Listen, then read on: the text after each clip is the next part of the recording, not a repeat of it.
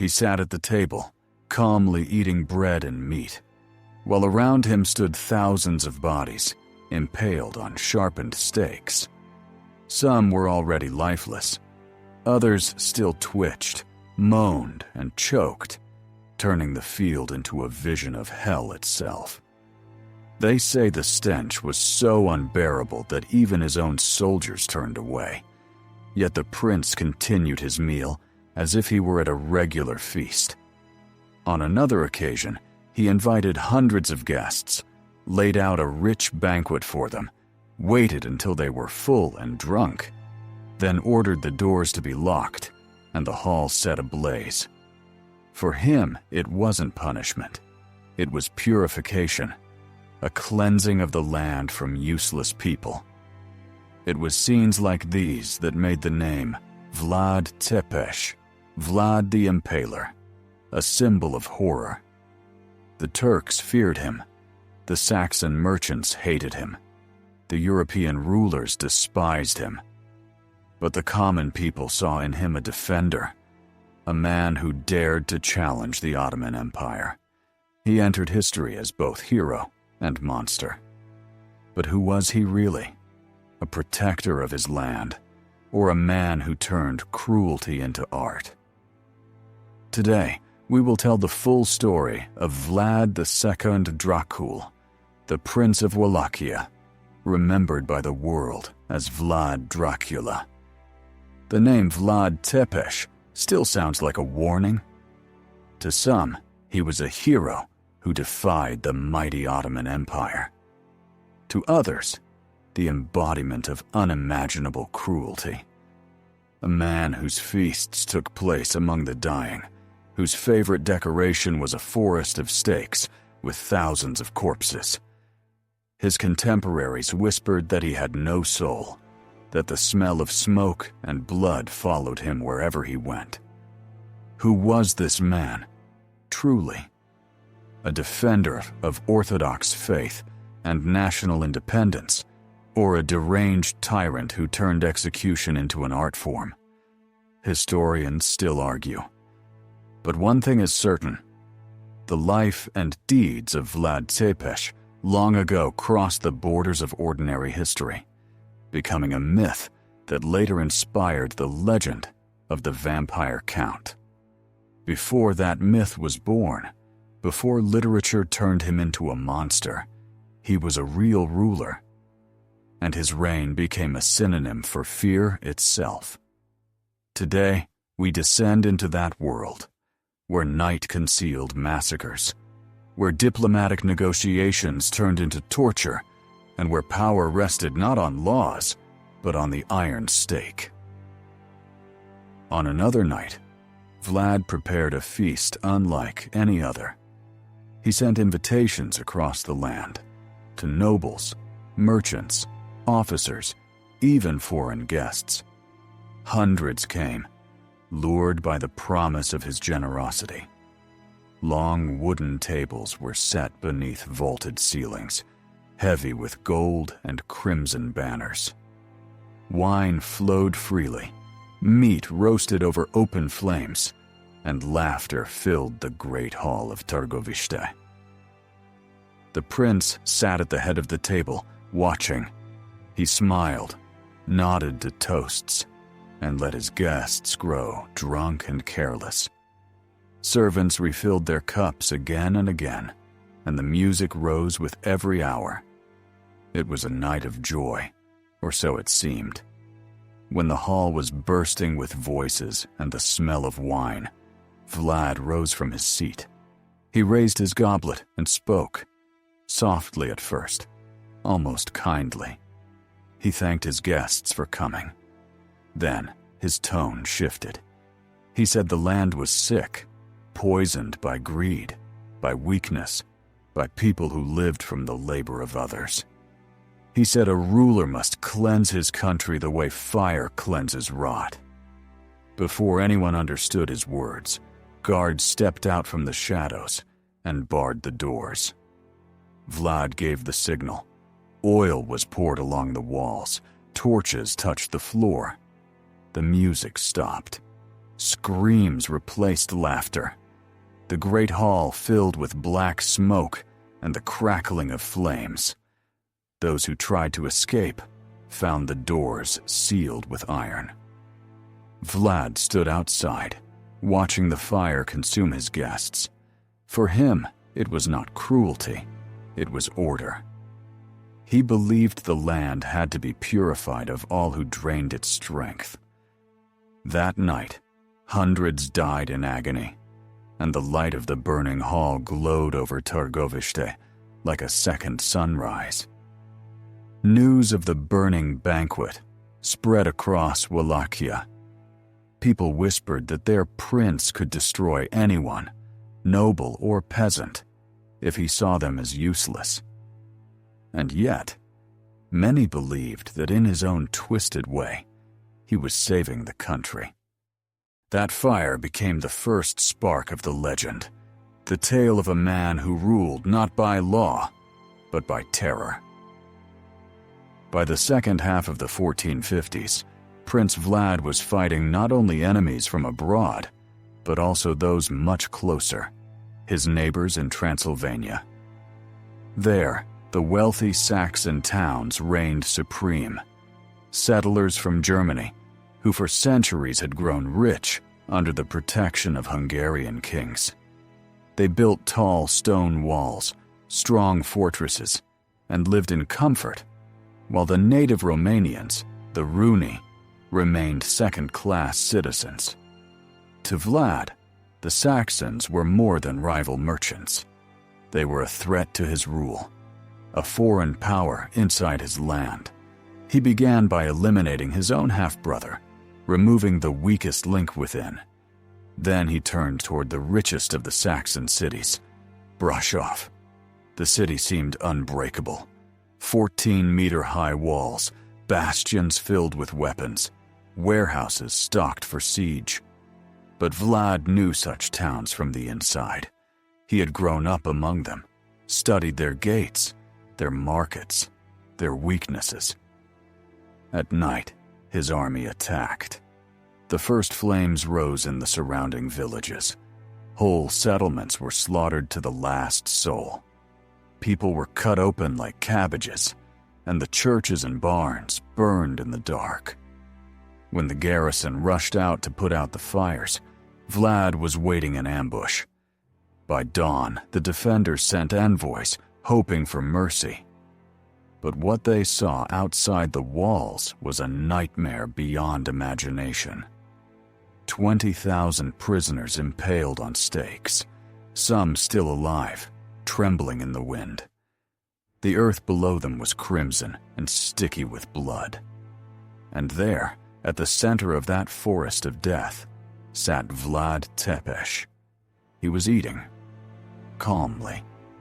He dipped bread into a thick red liquid, while the groans of the dying filled the air. One of his knights, unable to bear the stench, covered his nose with his hand. Vlad noticed. Without a word, he ordered the man to be impaled on the spot, beside the others. The negotiations ended before they even began. Vlad wanted more than obedience. He wanted fear. He wanted every ruler, every merchant, every soldier to associate disobedience with the sound of moaning bodies and the sight of endless stakes under a blood-red sky. When his father had been betrayed and killed years before by both Hungarians and Ottomans, the young Vlad had learned one lesson above all: trust no one. Even the alliance with the Sultan that had once kept him alive was nothing but a mask. Now he ruled alone, owing allegiance to no one but his own vision of order through terror. After the fall of Brașov, he captured Dan II, brother of the previous prince and a rival claimant to the throne. Vlad forced him to dig his own grave while a priest recited prayers for his soul. Dan stood inside the pit as the executioner's sword fell, separating head from body. It was more than revenge. It was a message carved into the soil of Wallachia. No dynastic rival had the right to rule except the son of the dragon. After the burning of Brasov, word spread across Transylvania like a disease. Merchants whispered his name with trembling lips. Travelers claimed the forests near the Carpathians screamed at night, the cries of those still dying on the stakes. And yet, the terror worked. Caravans that had once ignored Wallachian tolls now paid double, just across the border unharmed. Even the Hungarian lords, who had treated Vlad as a mere pawn, began to hesitate before speaking his name aloud. He ruled from Targovište, his fortress rising like a black tooth above the Dąbrowica River. Every week brought new executions. Thieves, liars, corrupt nobles, all met the same fate. He had no patience for half measures. He demanded absolute discipline. Once, a golden cup was placed by the fountain in the city square. Anyone could drink from it. No one dared steal it. For years, it remained untouched, shining proof that fear could achieve what love never could. Vlad's justice was brutal, but methodical. He saw himself not as a monster, but as a surgeon cutting rot from flesh. He told his scribes, "When the people live in terror, they live in order, and order is the seed of strength." The chronicles say he often invited foreign envoys, Hungarians, Poles, even Ottoman messengers, to observe his version of peace. One story tells of Turkish emissaries who refused to remove their turbans before him, saying it was a sacred custom. Vlad smiled, then ordered the turbans to be nailed to their heads so that they may never fall off again. No one laughed. His punishments grew more creative, and his court more silent. Nobles dined under chandeliers of skulls. Prisoners were impaled in geometric patterns, circles, spirals, pyramids, as if death itself was part of his architecture. Every execution was both spectacle and sermon, and every stake a word in his iron language. To the common folk, he was Dracula, son of the dragon. To his enemies, he was Țepeș, the Impaler. To himself, he was justice. But behind the walls of Targovište, something darker began to grow. Not madness, but a certainty. He had learned that mercy was weakness, and that fear could hold a nation together longer than faith or love ever would. It was a lesson written not in ink, but in blood. By the early 1460s, the Ottoman Empire stretched across the Balkans like a black tide. Its banners fluttered above cities from Belgrade to Constantinople. The Sultan, Mehmed II, had conquered the last Roman emperor, shattered Byzantium, and renamed its capital Istanbul. Now, his eyes turned north, toward Wallachia, that thin, defiant strip of land ruled by a prince who refused to kneel. For years, Vlad had paid tribute to the Sultan, as his father once did. But when the time came to send new gold and young soldiers, he refused. Instead, he captured the Ottoman envoys and impaled them, a declaration of war written in flesh. Mehmed's response was swift. An army of over 150,000 soldiers crossed the Danube. Janissaries, cavalry, siege engineers, even holy men who blessed their advance. No one expected Wallachia to survive. But Vlad knew every road, every ravine, every patch of forest. He would not fight the empire head-on. He would bleed it from the shadows. He ordered every village between the Danube and Targovište burned, every well poisoned, every animal slaughtered. Behind him, a wasteland. Ahead of him, an army that would find nothing but ash. At night, his soldiers struck like ghosts, emerging from forests, cutting throats, vanishing into the fog. They left bodies nailed to trees, decapitated riders hanging from branches, horses eviscerated on the roads. Fear spread faster than plague. Then came the night attack, June 17th, 1462. Under a moonless sky, Vlad and 7,000 men disguised themselves in Turkish garb and slipped into the sleeping Ottoman camp. They moved silently, killing guards with knives, whispering the word Allah to confuse the sentries. When they reached the center, where Mehmed's banner stood, they charged, screaming his name to sow panic. Fire exploded across the valley. The earth shook with hooves and screams. The Ottoman army, massive as it was, collapsed in chaos. By dawn, tens of thousands were dead. Mehmed himself barely escaped, but the message was clear. Wallachia might be small, but its ruler was no mortal prince. He was terror made flesh. Days later, when the Sultan's forces reached Târgoviște, they found the gates open. No soldiers, no noise, only the wind. Then they saw it. The forest of the impaled. 20,000 Ottoman corpses, mounted on stakes across the plain, stretching for kilometers. Their faces twisted, hands frozen in agony. Birds nested in their chests. The smell hit before the sight. Even the hardened janissaries vomited into the grass.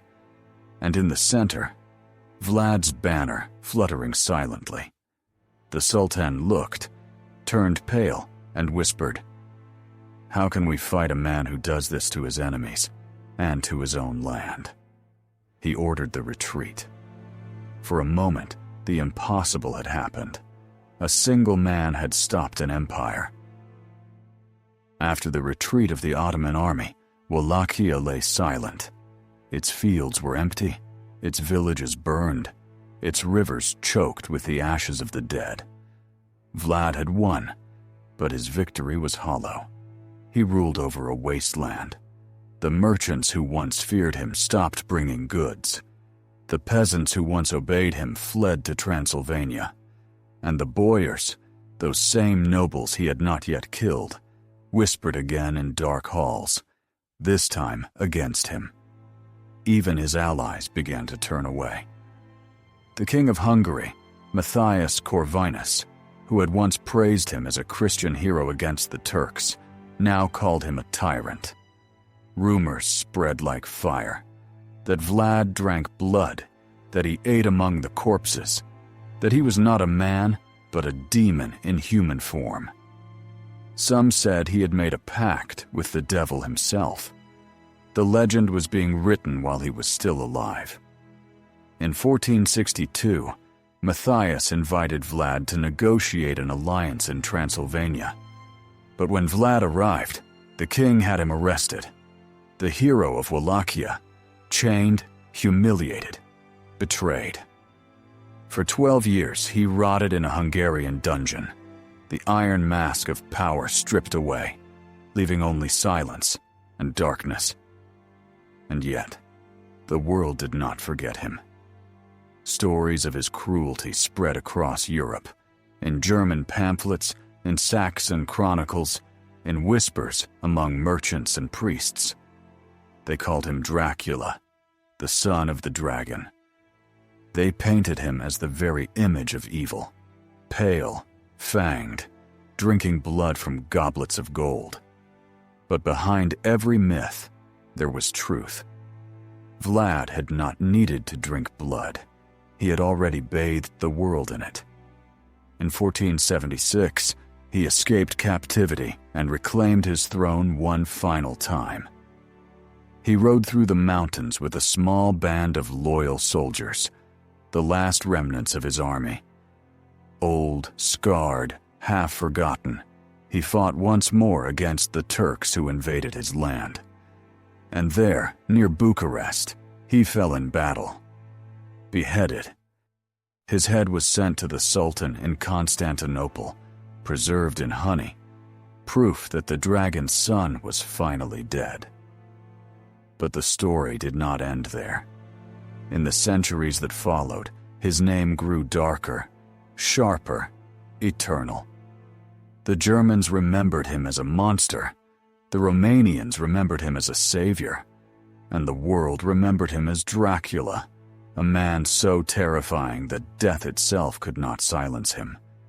They say his grave is empty, and perhaps, in a way, it always was. Centuries have passed. The forests that once screamed with the dying are quiet now.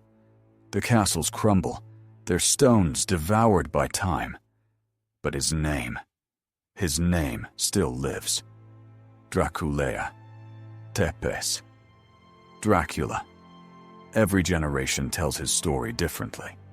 To some, he was a hero who defended his land against invaders. To others, he was a monster who ruled through terror and death. But both are true, because power, at its core, is never pure. It is always bought, in fear, in blood, or in silence. The writers of later centuries turned him into something else. They gave him fangs, immortality, a castle in Transylvania that never slept. They turned the man into a myth, and the myth into a warning. That somewhere between justice and cruelty, between order and obsession, lies a line no ruler should ever cross. Vlad Țepeș crossed it, and became eternal. Not because he lived forever, but because the world could never forget him. Dracula, a name whispered by fear and born from history.